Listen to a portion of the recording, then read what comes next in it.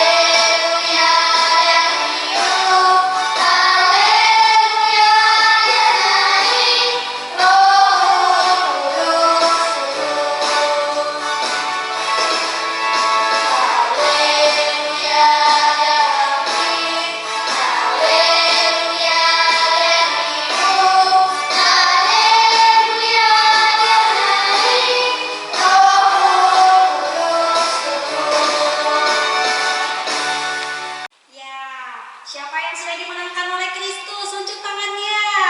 Ya, kakak juga sudah dimenangkan oleh Kristus. Amin. Nah, karena Kristus sudah menyelamatkan kita, sudah memenangkan kita, Dia menurunkan buah-buah roh kepada kita. Oleh karena itu, mari kita angkat pujian sekali lagi. Buah-buah roh.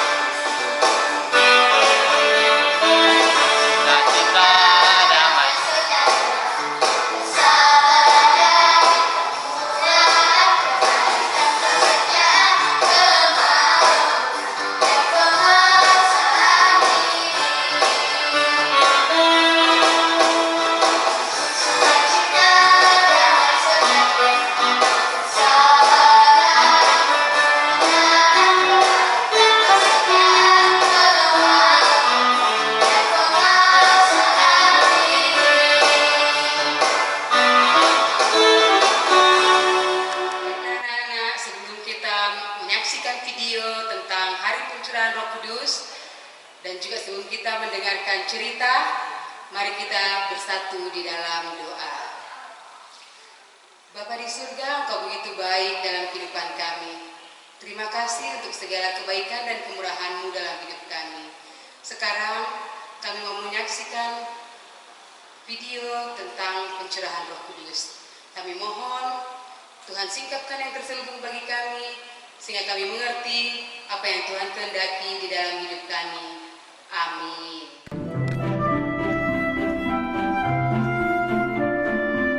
Orang-orang Yahudi dari seluruh dunia berdatangan ke Yerusalem untuk merayakan Pentakosta.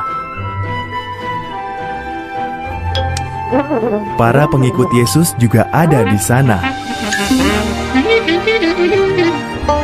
Mereka berkumpul menantikan karunia yang dijanjikan Yesus bagi mereka.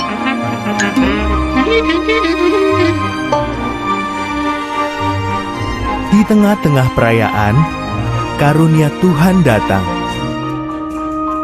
Dimulai dengan suatu bunyi seperti deru angin keras yang memenuhi rumah tempat mereka menanti.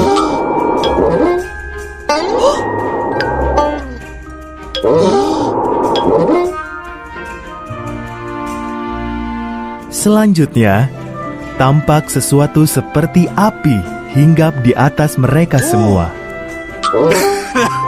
Lalu Roh Kudus Tuhan memenuhi semua orang di dalam ruangan itu, dan Ia memberi mereka kuasa untuk berbicara dalam bahasa-bahasa lain. Orang-orang Yahudi dari segala penjuru dunia mendengar mereka dan takjub.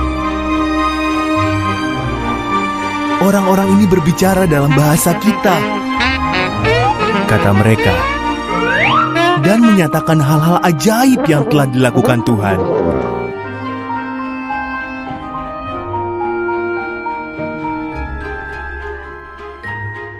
Petrus menjelaskan, "Inilah karunia Tuhan yang sudah dijanjikan sejak dahulu kala. Karunia ini kami terima melalui Yesus, Sang Mesias. Kalian menyalibkan Yesus, tetapi Tuhan telah membangkitkannya.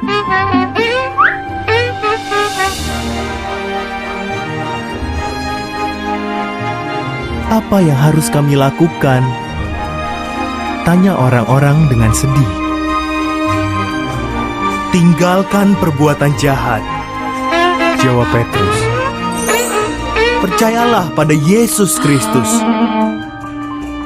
Ia akan mengampuni dosa kalian dan memberi kalian Roh Kudus-Nya."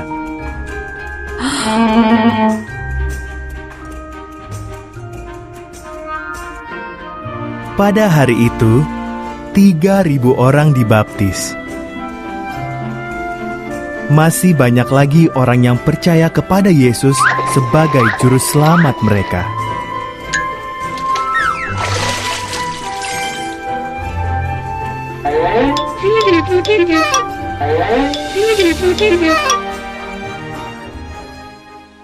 Ya anak-anak, kita sudah menyaksikan video tentang pencurahan Roh Kudus. Hari ini kita dan seluruh umat Kristiani di seluruh dunia sedang merayakan Hari Pencurahan Roh Kudus atau Hari Pentakosta. Apakah adik-adik tahu? Apakah anak-anak tahu? Apakah semuanya kalian tahu apa itu Hari Pentakosta? Hari Pentakosta adalah hari ke-50. Hari ke-50 setelah Tuhan Yesus bangkit dari antara orang mati dan mengalahkan kuasa maut. Sebelum Tuhan Yesus terangkat naik ke sorga, Tuhan Yesus sudah menyuruh para murid-muridnya dan orang percaya untuk tetap berada di Yerusalem, untuk menantikan janji Tuhan Yesus, yaitu bahwa Tuhan Yesus akan memberikan kepada mereka seorang penolong, yaitu Roh Penghibur, adalah Roh Kudus, yang hari ini kita sedang memperingatinya. Bahkan dari tahun ke tahun kita selalu memperingatinya, Hari Pentakosta, Hari Pencurahan Roh Kudus. Kepada siapa Roh Kudus itu dicurahkan, anak-anak? Kepada murid-murid Tuhan Yesus dan orang-orang yang percaya kepada Tuhan Yesus. Dan pada 2000 tahun yang lalu, ketika Tuhan Yesus menyuruh murid-muridnya dan orang percaya untuk menantikan Roh Kudus, mereka dengan setia menanti, menunggu janji yang diberikan oleh Tuhan Yesus. Dan Tuhan kita adalah Tuhan yang setia, Tuhan yang tidak pernah lalai untuk menepati janjinya, sehingga Ia mencurahkan Roh Kudus-Nya pada hari Pentakosta, di mana janji yang telah diberikannya digenapi.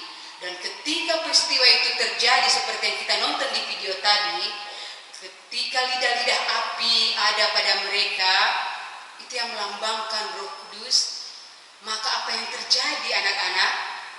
Mereka mengalami suatu kegerakan yang luar biasa. Ada keberanian, ada kekuatan, sehingga mereka berani menyaksikan Tuhan Yesus.